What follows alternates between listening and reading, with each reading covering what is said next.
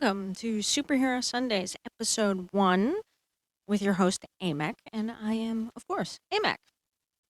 All right, let's get into this. So, for this week, I'm going to talk about myself and my interest in superheroes.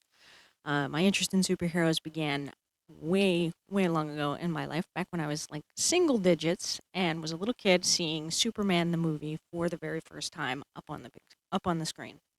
Not the big screen. I was not alive in 1978, let's be clear.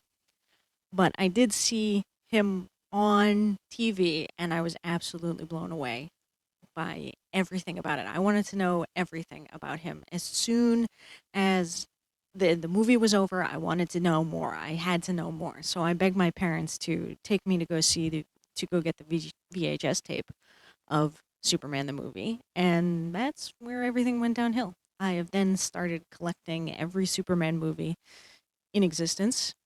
I've seen them all, some of which I regret watching, such as Superman 3. But since then, I have pretty much seen all kinds of superhero media and TV shows and comic books and so on and so forth.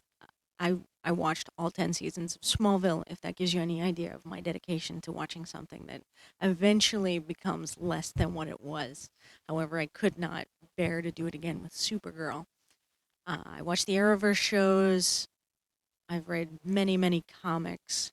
My favorite superhero is undoubtedly Superman, but I have added um, superheroes since then that I do also enjoy their story quite a bit, such as Captain America. And when I was a kid, I honestly thought Peter Parker was a complete dope and a dork. And I couldn't understand his alter ego at all. You know, how was everything so difficult for him as a person with superpowers? And then I became an adult and I understood him so much better. His entire struggle to just make anything anywhere on time and hold down a job and, deal with life as expensive as it is, especially living someplace like New York City, uh, became so much more realistic and understanding to me. So I definitely grew up to enjoy Peter Parker more. When I'm having a tough time, I tend to watch Peter Parker. I do prefer Marvel over DC. I do prefer DC over Marvel, but I do have moments where I prefer Marvel to DC, especially when I'm going through something difficult in my life because DC is very lighthearted and very everything works out in the end. It's very hallmarky. Bad guy always loses, the good guy always wins. And Marvel doesn't quite have that same premise to it, as illustrated by Peter Parker losing Gwen Stacy and through a fault of his own because of his own webs in comic book 121, which I actually got to see for the first time in person just a handful of weeks ago. I've never seen the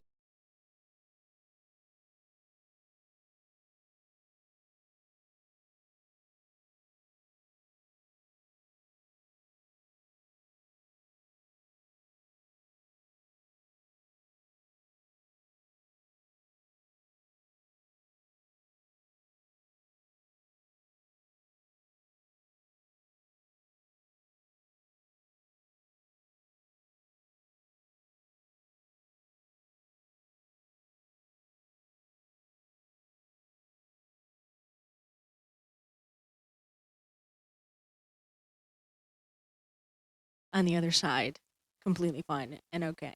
And he was.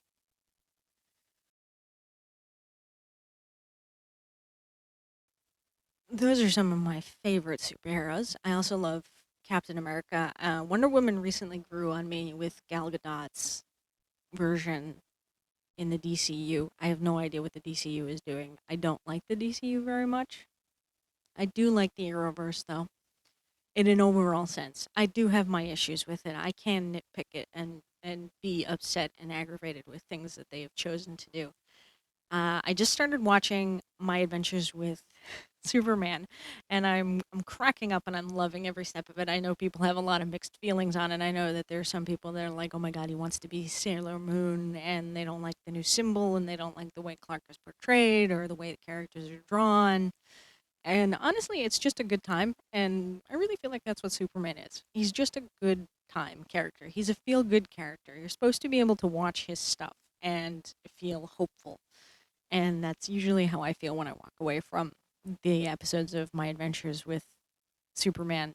I have a more in depth review coming out on Tuesday on my website, ash-mcdonald.com. So check that out when it drops.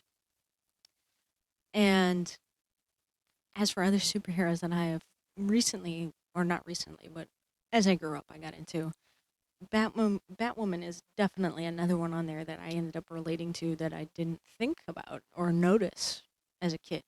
Supergirl and Batwoman tended to seem like knockoffs of their male counterparts.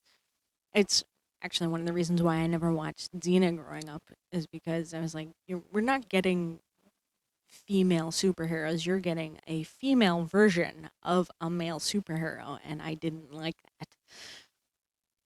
And to come in as an adult with a different perspective and get to see that Xena is her own character and is actually way, way better than Hercules is amazing, and to see Batwoman is her own person, and even Supergirl to an extent has become her own person.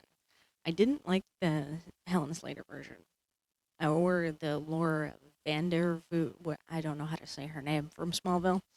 Uh, this is robotic hating men sort of thing that is not cool. I don't find it interesting at all. I find those characters very, very one note.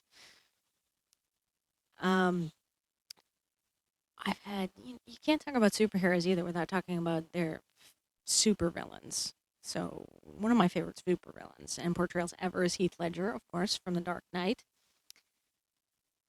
I, I he was so terrifying. Everything about it was so terrifying.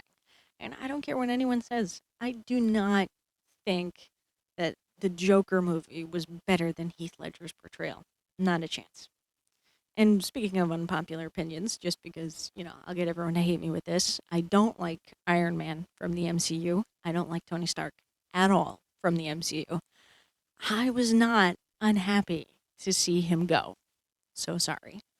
I know no one will like that. Yeah, see, no one's gonna like that. No one whatsoever. I also don't like the Spectacular Spider-Man cartoon as much as some people did. I know. I have very good reasons for them, and I plan to do episodes on those later about what I do and don't like to get into it. But you'll at least know where I stand right now.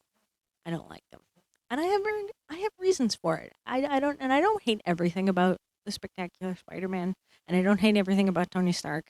There's just some things that were done that I don't like that make the projects or the character unwatchable or uninteresting to me specifically. So I'll get into those at some point. As for other supervillains that I enjoy, I really like Lex Luthor as the evil businessman, but I did enjoy the mad scientist version of Lex in Superboy, which no one might get that reference. Superboy is not a very popular version of the character, but I did like that version of um, Lex Luthor. I thought it was very good. Michael Rosenbaum is one of my favorites. We got to see him for 7 years plus a few episodes in 8 and 10 of Smallville, and I grew up watching Smallville, so that's the basis of most of my superhero knowledge, was seeing other characters come and go from that series. And I really enjoyed his portrayal because it was just watching this slow descent into madness and darkness that you couldn't stop, but you could, but you couldn't. And I always had these vibes where you could pull him back from the brink of being evil. But in all honesty, I don't think you were ever going to do it. I think that piece of darkness was just too much. I think you could stave it off for a while, but I don't think it was ever going to be a permanent fix for him. Not at all. So those are some of my favorite supervillains. I also loved Alice from the first season of Batwoman, and I thought she was really good, and some people felt she was a knockoff of Joker, but honestly, she was totally unhinged, and her motivations were very different than Joker. So I really enjoyed that. Just this unhinged in another way. That was always fun. When you get supervillains that are always strange and have odd motives and come in and just wreck the day, and there's no way to predict what the heck they're gonna do next. One of the other things that I would like to say about myself is that I do read comic books. I'm not a fanatic where I don't go to the comic book store every month to get every new issue. I tend to read them once they're in a collection. So I've read arcs. So I've read the Death of Superman arc as one whole. I also wasn't at any point able to have gone to the comic book store myself when that was running initially, but I've read the entire Lois Lane arc that she had in the comics a couple years ago. I bought it as a completed work. I don't really like going to. I just have no patience, and I also have no memory. Like the comics are read so fast for me because I read so quickly that I never remember that I have to go back and get the next one because the first one was such a quick blip on the radar for me. So I like to read them as whole works.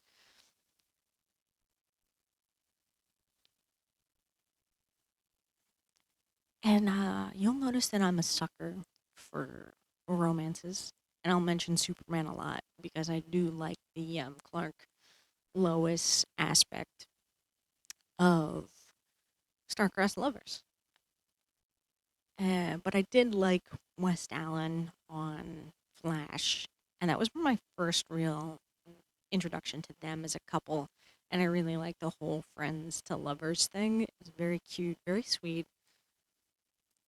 I like Batman and Selena Kyle interests me because it's just this whole juxtaposition of good and evil aren't always that far apart when you stop and think about it. Um, Peter and Mary Jane, Peter and Gwen Stacy. I'm a fan of either way, to be perfectly honest, because I really like that he and MJ have a lot more conflict of personality clashes, where she's very outgoing and Peter is more reserved and quiet. And then I really like the compatibility of Gwen Stacy and Peter Parker because they're both, these science nerds. So you have two different ways that you could go about it, and I don't feel like one is better than the other. I feel like they're both different and both good in their own way, and I really hated the Gwen Stacy death in The Amazing Spider-Man 2. I hated it in the comics. I hate it in every version whatsoever because it's just such a cheap way of getting rid of her. It was literally written into the comics because they didn't know what to do with this couple anymore. They were like, well, the next logical step is for them to get married. And since they're not going to get married because we can't have a happy Peter Parker, we'll just kill her. What? How is that the writing choice that you make? That you just decide to kill off one of your characters? No, no, no. But on the other hand, I did like the fact that it did open the door for a more mature and down to earth version of MJ that we hadn't seen prior to that in the comics. And it opened the way for them to have a relationship, a real relationship, and a real connection between the two. So, either way has its ups and downs. But I would have tried to come up with a better way than murdering her off and then coming back with this Norman Osborn child. It was just weird. It was just weird. It was too much. I couldn't deal. I cannot deal with that. Not whatsoever. I like the Batwoman romance with Maggie Sawyer. I'm still disappointed that they're not together. I'm so disappointed by that breakup. Why can't we just have happy bats sometimes? Every once in a while. Like, you can let Batman be miserable. Does the rest of the family have to be miserable too? I mean, come on. And the part about Bruce is that he's self-sabotaging. I think that even if he wanted to be happy, or even if the writer said he could be happy, I think that character would still find a way to self-sabotage himself because he thinks he can't be happy. So there's that. But Kane, on the other hand, I think she should be happy. I think she deserves that. After all of the terrible tragedy that occurred in her life as well. I think she deserves to be able to marry Maggie Sawyer and have a happy ending. And I also think that Maggie Sawyer's ex-husband can go pound sand because he's a jerk. Not kidding. Not whatsoever. And Smallville, I also did like Chloe and Oliver Queen ending up together. I don't want to go into that further because I don't care for one of the actors anymore. I like Steve Trevor and Wonder Woman. I think that's another great dynamic balance. And I also really love Peggy Carter and Steve Rogers for so many reasons, including the fact that I think that they're so much alike. And I agree with Haley Atwell on the whole. It was so dumb to have her say, "I can do this all day," and then immediately get cut in half by the the shield. Like, what? What? You never have Captain America say, "I can do this all day," and then immediately be murdered. No, no, no, no, no, no, no, no. She is the equivalent. That is the ideal reason that their relationship works out so well. Is that they are the equivalent of each other, and they understand each other in a way no one else has before, because he was this tiny shrimp of a man and she's a woman. So they understood what it was like to be put down and to be belittled and to be beaten up and to be this small person in the group. So they have that similar mentality of being unable to be beaten down.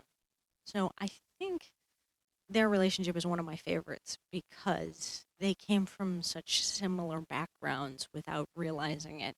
And then if they did end up having these powers, they would come out in the same way because they're both just good people at heart and they just want to do the right thing. And I love the Agent Carter show, and I was so disappointed that that was uh, canceled. I hated it. I hated that. I hated that. Damn. Like, all the good stuff gets canceled. Batwoman got canceled. Ruby Rose left. Like, what? I'm sure Gotham Knights isn't even on. I haven't even checked that out because I was like, it's not going to last off at the CW. The CW is facing money issues, so we're doomed. Why get into it just to be disappointed? Well, I want to thank you for joining me for episode 1. I hope you enjoyed it, and I hope I'll see you again next week, next Sunday, for episode 2, where we celebrate the 85th anniversary of Superman, which just occurred in June. 85 years. That is such a long time.